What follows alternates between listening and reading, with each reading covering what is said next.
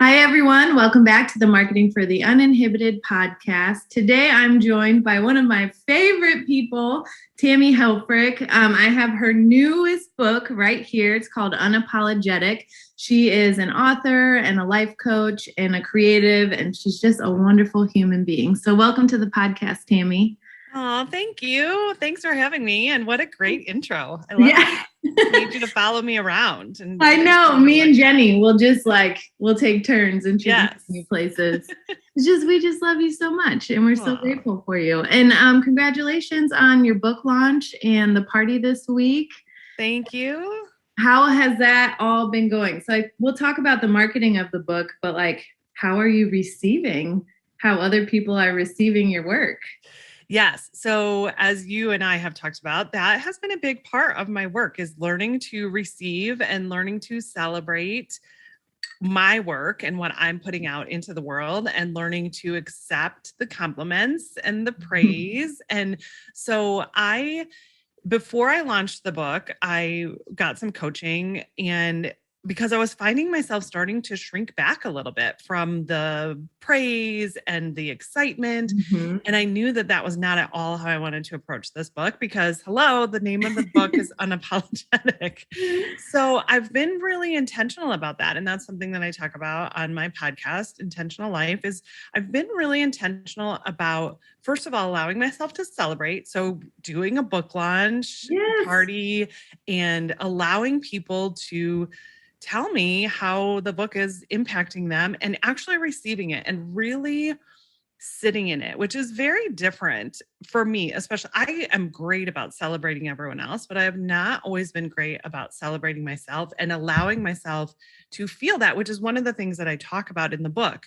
Many of us are, when we're good at things and we do things well, we think that we should not be happy about them, or should not allow ourselves to feel that. And so I've been really intentionally doing that.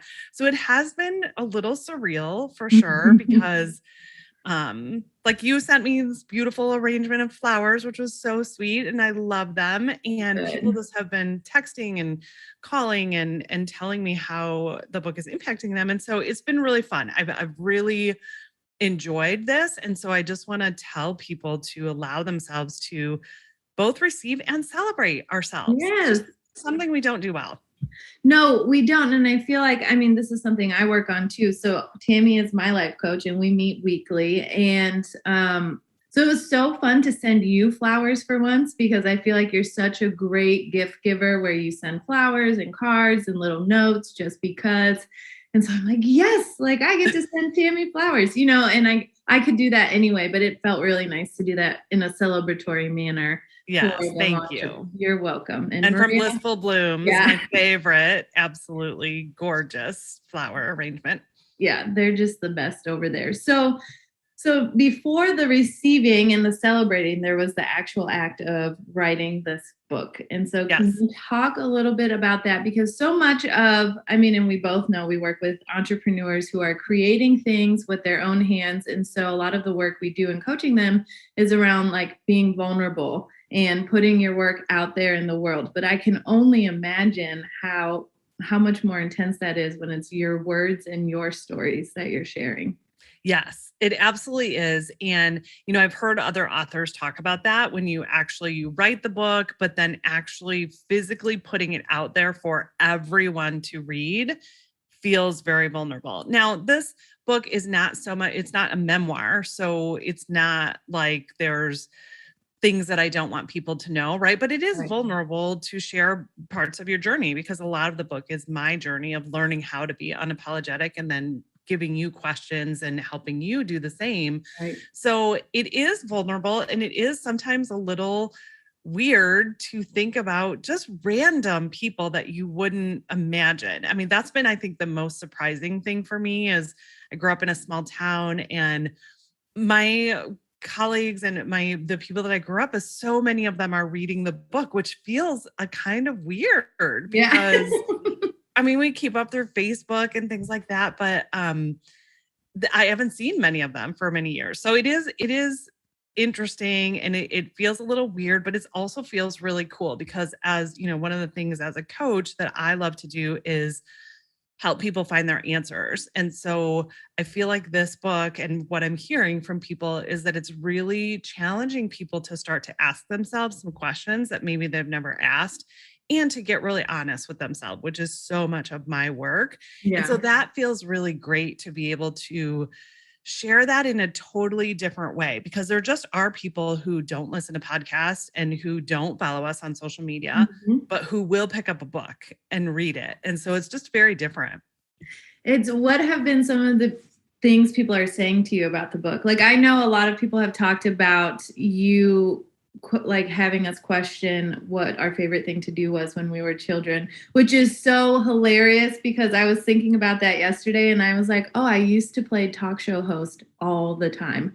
Like, did you? Yes, other people would play house or school or whatever, and I, like, in my room I had this blow up chair, and we would, like, I would host a show, and sometimes we'd record it and I'd interview people.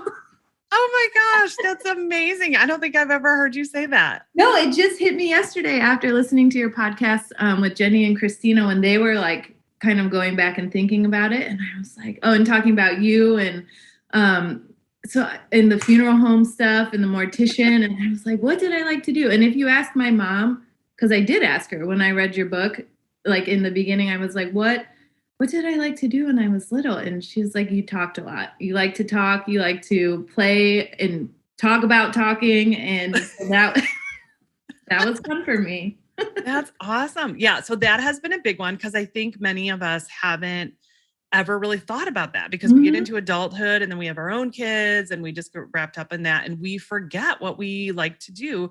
You know, I didn't talk about it in the book, but a big thing was, that my husband started doing in his mid 40s was mountain biking. And it was something that he loved to do when he was a kid. And so he just engaged with that, and it just brought so much life to him. And so people have talked about that.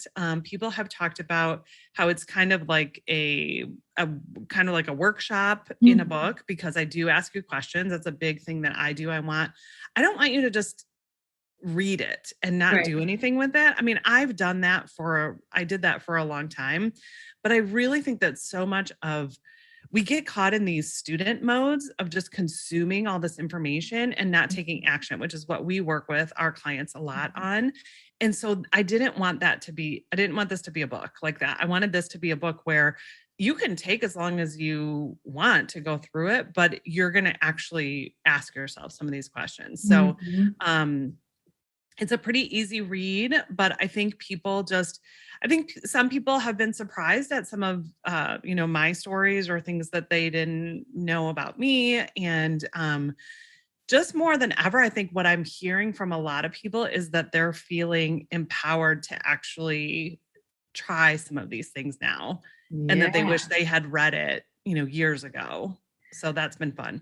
So why do you think people who maybe like in your circle have been like, oh, I know Tammy's a coach, but I'm not really sure what that is. Like, why do you think they've gravitated towards the written version of this? That's a good question. I think people still life coaching really is still pretty new. If you think about it, like, to me, it doesn't seem like it because I've had it for so long. Right. But in the overall sense of just your average person, I think they don't understand. And as you and I have talked about, there's so many different kinds of coaches, right? There are coaches who are just going to tell you, like, follow my program and do this, and that will work for you, which is not the kind of coach that I am. So I think that, and I wanted this to be kind of an introduction to coaching, of how doing thought work and looking at yourself objectively, how that can change your life, because that's the key. You might look at your life objectively and be like, yeah, I'm pretty happy with how it is. I don't want to change. That's totally fine. Yeah. And so I think that it resonates with people. And I also think that, one of the things that I do realize is, like, I do have a lot of equity with people, because they just do know that I'm here and can be a really safe space. And I've been so supportive of other people in the past that they just trust me. I mean, some people just trust me if they know me. And so I think that's also part of it. And I think think some people are just intrigued, the idea of writing a book. They're like, what? Oh my gosh, I could never do that. And Right. so they just want to read it just to see what I had to say. Yes. Yeah. That's funny. Just the curiosity of it. Yeah. So I think the trust piece is big. I mean, I know I trust you. Like you are so trusted, and so many people have you on their short list of like, who am I going to talk to about this? Who do I trust with this idea? Like you have my grandpa's manuscript right now, which is hilarious. Which I love. Okay, I just have to say, I'm really loving Merle. He's growing on me. How far are you now? I'm about halfway through, I think. Yeah. Oh my gosh, that's a lot. So I did, this is just a side note, but I did hire an editor. So awesome. Yeah, I'm waiting for the contract. So that's exciting. Awesome. See, and that's what I love. Okay, so I know you probably don't want to talk about this too much, but I just love that was something that he wanted to do, that he was so protective of. But like you and I talked about, this is a gift that you are going to give to bring his dream to the world. It's the same way that I thought about my friend Jamie's book. She blogged for 5 years, and I wanted people to read her book, her words. I knew that it would help people, not necessarily who are going through cancer as much as like sometimes their loved ones, right? And so it was just an honor. And so I love that you have brought his book, and I love reading it, and just seeing like the different, I just think there's room for all of it. And that's such a big part of what I do as a coach, is really help people be okay. Like I can see that. I was just saying this on the book launch. We sometimes we do these creative things that aren't necessarily who we are. And so then we are ashamed of that, or we're nervous about putting that out in the world, which I'm sure your grandpa in some way didn't want people to see like where his story is going, right? Maybe we should give people, I'll let you finish that thought, and then I'll give people some background. Okay. But I think that is just, I just think there's room for all of it. And that's why I love helping people learn to accept and honor themselves, because art is just a gift, whether it's stories or music or podcasting or whatever it is that you do. It's a gift that you can bring to the world, and there's room for all of it. Yes. And that ties in exactly to, so my grandpa, we'll just say he's a very conservative, like traditional, old school grandpa, like he had a pilot's license. He worked for the tollway. He was a mechanic in the Army Air Force. And so he doesn't seem on the outside like he was a boxer. He was a football player, very tough man, like very tough. And then there is this other creative side of him that I think I forget sometimes, but like he used to sit us on his lap and create little comic strips, like where he'd flip the page and the bird would move throughout the page. Oh, cool. Yeah. So like, and he just would always doodle, like he was sketching and doodling. And so all throughout our lives, and I think most of my family has forgotten this too, because it was never at the forefront, but he's been working on a novel, and it was like, I don't know, probably at least 30 years in the making. And he would never let anyone read it. And he just kept saying it's inappropriate. But for the grandpa I knew, inappropriate was like, like PG-13 on TV, something like, so in my mind, and I think my mom's mind, it was like, oh, he's just being grandpa, And so then when my grandpa passed away, when he was getting sick, he wasn't sick, but anyway, at some point my mom and him talked about the book, because my mom helped him save files and move it from computer to computer in the retirement home. And so she just got his permission to be able to like work on and finish the book, because he never published it. And now, so then when I got the copy of the manuscript, I think I'm the first person in the family to read it. I realized that not only was it inappropriate, it was just like downright X-rated. And so, which is a very like, I mean, it really just, I don't want to say shattered the identity I had of him, but it kind of blew it up and was like, oh yeah, my grandpa was like this whole other person that he, for whatever reason, like he never followed through on, because the book is done. Like he could have sent it to a publisher at any time. And he just didn't. Like he never. And so I often wonder, like back to being unapologetic and like accepting your whole self, if he just like wasn't in a place or didn't want to like have his name on that for whatever reason, because they're very much about, you know, they grew up really poor and about image and honor and like all of that. So I just wonder if he wasn't quite sure how it'd land coming from him. Yeah. And I just love that. I love how the correlation to Unapologetic comes up, because he really was. He was a good writer, and he had, the story is really good. But yeah, that's what probably held him back from publishing it. Right. And you and I have talked about that in just being who you are and showing up in the world as you, knowing that some people are not going to like it. Like he knew most people probably were not going to like that book, right? But there's other people who will absolutely love it, right? But also, I think what's interesting is the whole, and again, this is kind of going off on a tangent, but you know, our parents and our grandparents and their generation, everything was about being very proper and kind of fitting in line, right? So the fact that he was still willing to express himself in that way probably brought him so much life, and was a way that he was putting his creative outlet out there, even though he didn't let anyone see it. Exactly. And I think about this. So I talked about this in therapy this week, but with my grandma, like, I think she felt like unfulfilled, right? Like as she got older, like she felt like she had a lot of things she had left to do.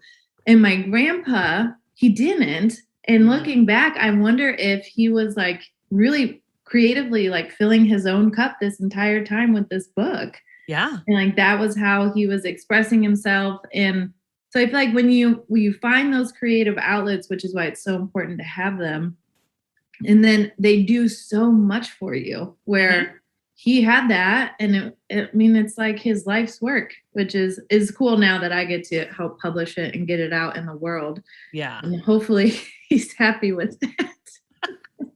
He is. I just have a feeling he is, for sure. And yeah, I think that's a great point, because when I was still in the corporate world and just starting to think about becoming an entrepreneur or doing something different, that was my outlet. Like writing became my outlet. It was something I had completely forgotten that I loved to do. I used to write, my friend and I wrote a soap opera, like back and forth for probably a good year, like literally handwritten pages of soap operas. And so having that creative outlet really helped me while I was still in that very traditional role. And I think that, I know most of my clients, a lot of what we talk about is finding those things that bring you life, that don't have to. I think we get so caught up in thinking about how is this going to make me money and how am I going to leave my job? And instead of just finding the things that you love and then doing them just because you can. Do you think that because I know a lot of people, especially in the like makers and the artisans and the creative entrepreneurs, it's hard for them to like just create to create without adding it into their business, right? To sell it. And so do you think part of that is, as a society, like we put so much like pressure on our time being valuable? So like time is money, that type of mentality where it's like, well, why am I spending time woodworking if this is not going to go anywhere? Right. Like absolutely. And we totally lose sight of like the value it has for us personally. Like, yes. Marshall, go on. One of the things that you and I talk a lot about is finding those things, right? For you as an entrepreneur, it's really easy to get completely consumed in your business. But I call it like giving your brain space to breathe, right? For me, that's like getting out in nature. Sometimes it is writing. Sometimes it's reading, like reading a good fiction. Like I'm getting lost in your grandpa's book. Like, I mean, it's so fascinating to me because it's such a different time period and the way that the experiences that he had, which were totally different than how I grew up. Right. And I think that especially then once you take your art and you move it into a business, you think that you have to spend all of your waking time on that. Mm-hmm. And then you can end up getting burnout, or you can end up not feeling that creative spark because you're not giving yourself those other things that do light you up and that bring you joy, because we think it's not productive. And I think that's one of like the biggest lies that we've all been told, because sometimes, and I see this over and over in my life, the times when I feel the most creative and when I get most of my ideas are not when I'm working in my business. They're when I'm walking on the beach. They're when I'm outside. They're when I'm just sitting and meditating or doing something that I love, like playing pickleball or what, like doing unique things. And I think not like whenever you do those things, like walking on the beach or in nature, or going for a bike ride, like resisting the urge to consume something at that time too, like to put a podcast on the headphones, or like Marshall and I, when we walk the dog, I like to do it without anything. Like I just go outside and I walk the dog, and that's like my time to think. And that's one of his only times to actually like catch up on a podcast. So then he'll listen to a podcast, and I'm like, how do you do that first thing in the morning? Like, how do you put that in your ears right away? I need time to just process. So how, like, when did you know you were going to write a book? You said you were always interested in writing. I think I've wanted to write a book for a long time. I can't pinpoint when I wanted to. I think definitely when I was still in the corporate world and I started blogging, which was, goodness, probably more than a decade ago. I sort of kind of surrounded myself with authors and just loved what they were doing and the idea of, and I've always loved books too. So I think it's just been a goal that I've always had. And I did an ebook a few years ago. And then, like I said, I created a book out of my friend Jamie's blog. I've done some journals, but I think it was really during COVID when, so I just thought, what am I waiting for? I mean, if not now, when? That's been a really powerful question that I've been asking myself for probably the last year.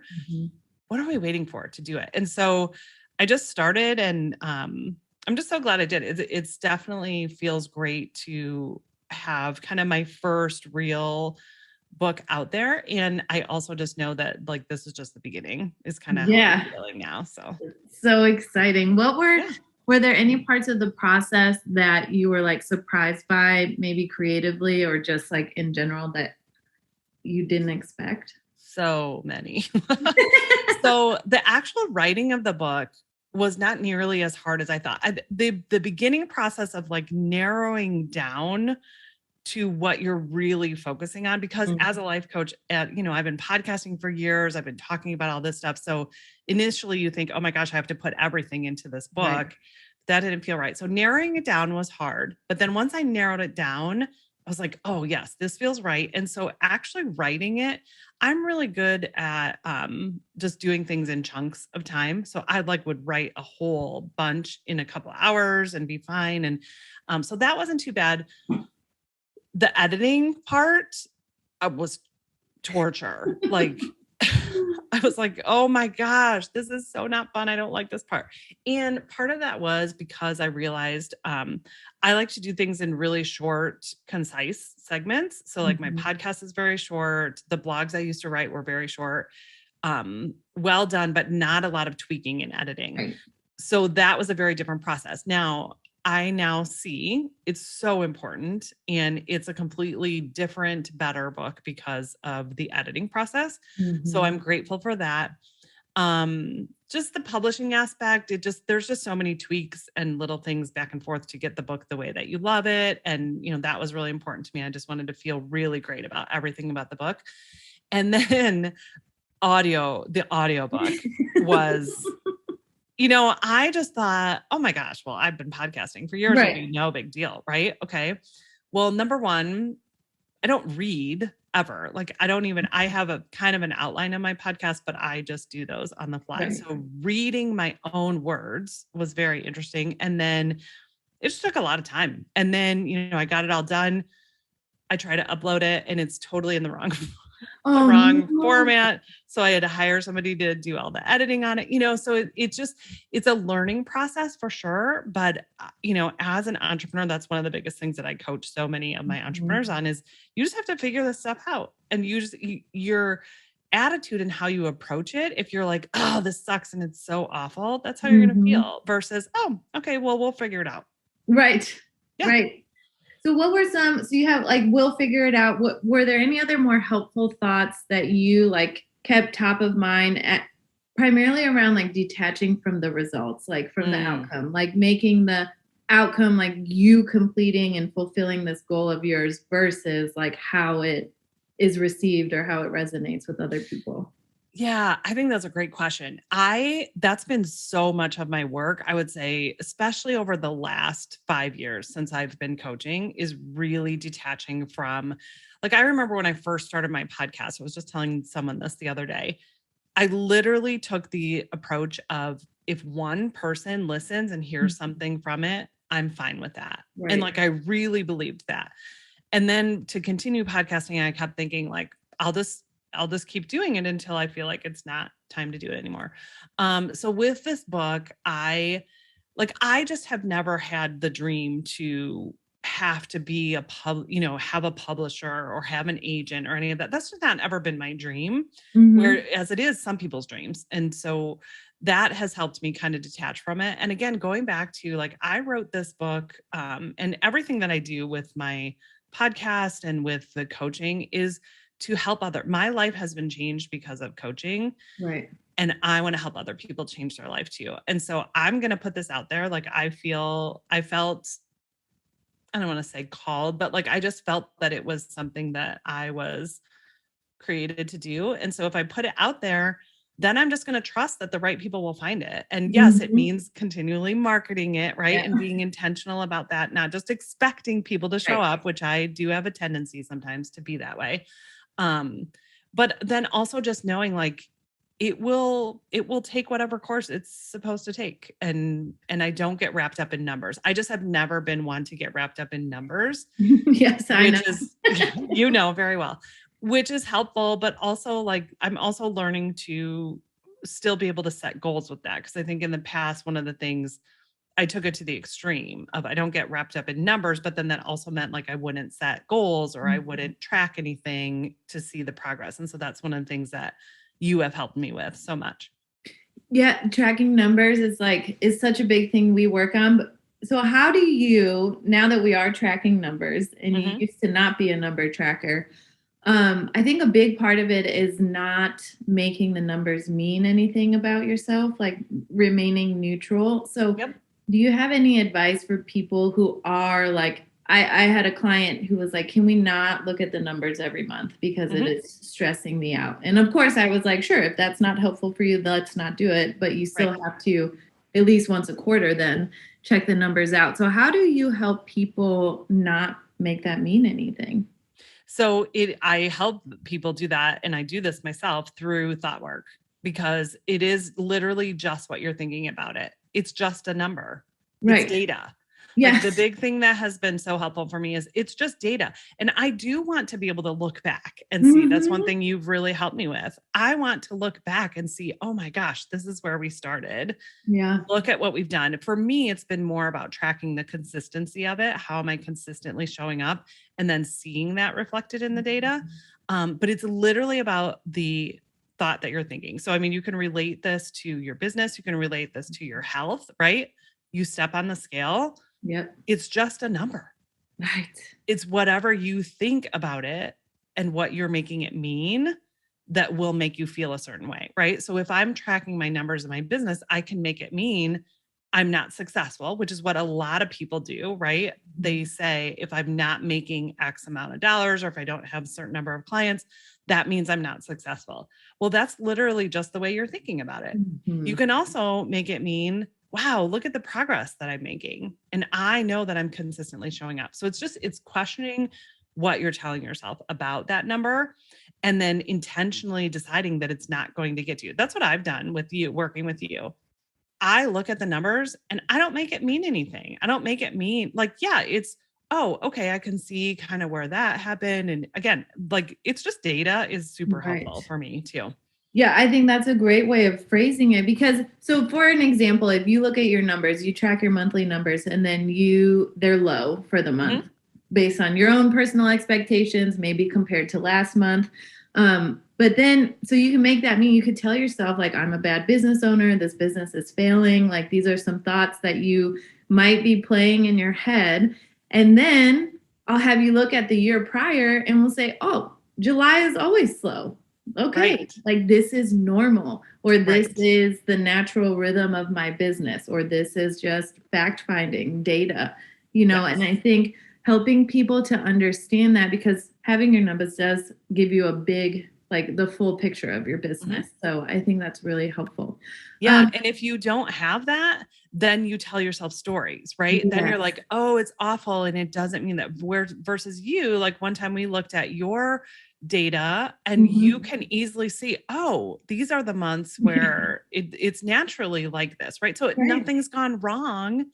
It's just, it's giving you actual facts to look at versus the stories that we all spin in our heads. Yes. Yeah. I love that. And when we did that exercise, I mean, I had never even run like my total income or whatever. So, I mean, it can be really like mind blowing in a good way once you start tracking your data to say like, oh my gosh, look at how much I've increased year over year, or, just to look back, I think is really important. So is there anything else about this process or like your mindset in around writing a book that you want to share with people? I think the only thing I would say is if you feel like you have a book in you, take some kind of step, whatever it is. I mean, I just think about your grandpa, like what would it have done for him to actually publish and put this book out into the world? Like it's so close. Yeah. And you hear stories about people who die with books in them. And I would just say if you ever have a desire to do that, then take some kind of step. Reach out to me, reach out to someone else who's written a book, and or even just write your idea down and see if you like it, right?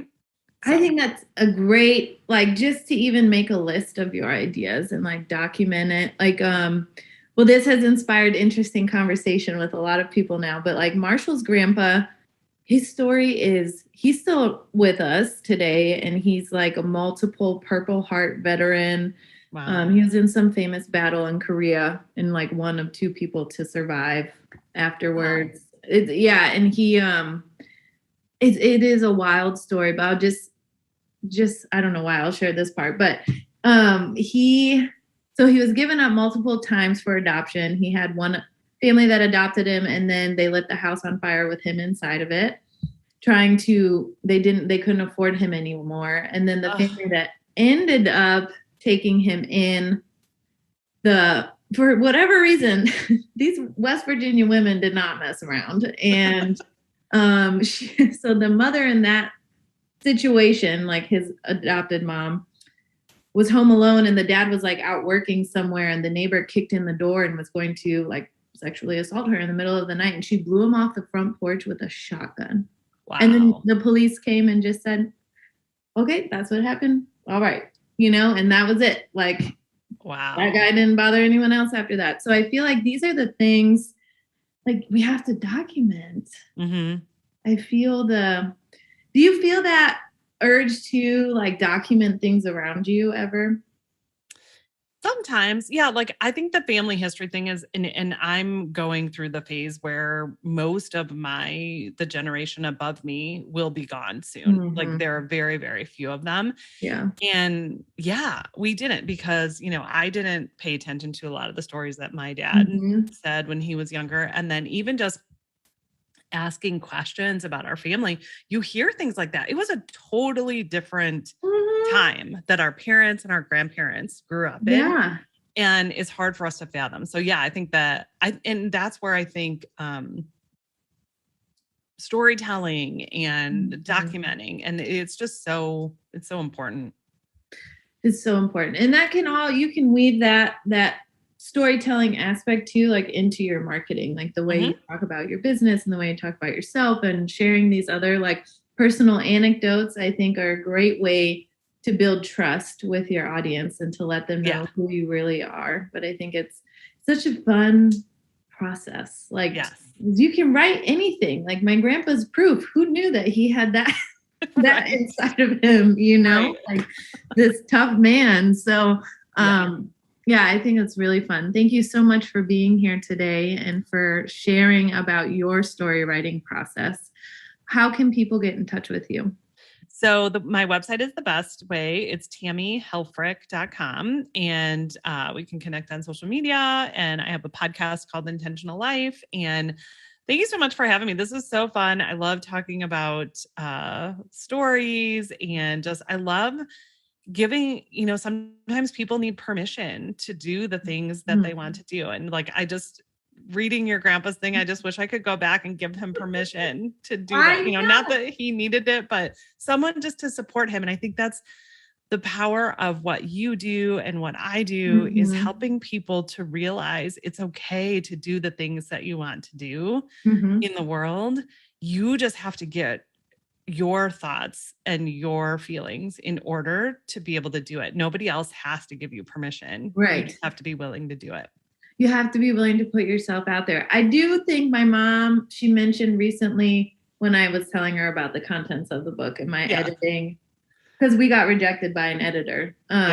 So then I told her that, and she was like, oh, now that you say that, I feel like he did at one point too. So I think maybe he tried and the door was shut rather quickly, and then he just didn't pursue it. So oh, it's so funny.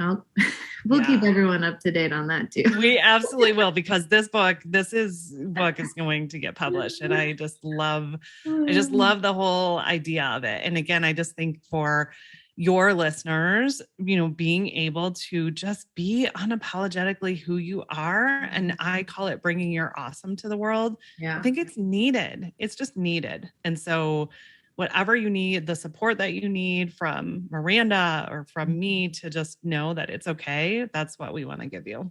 Yes, absolutely. Thank you so much. This has been great. You're welcome. Thanks for having me. It's always fun.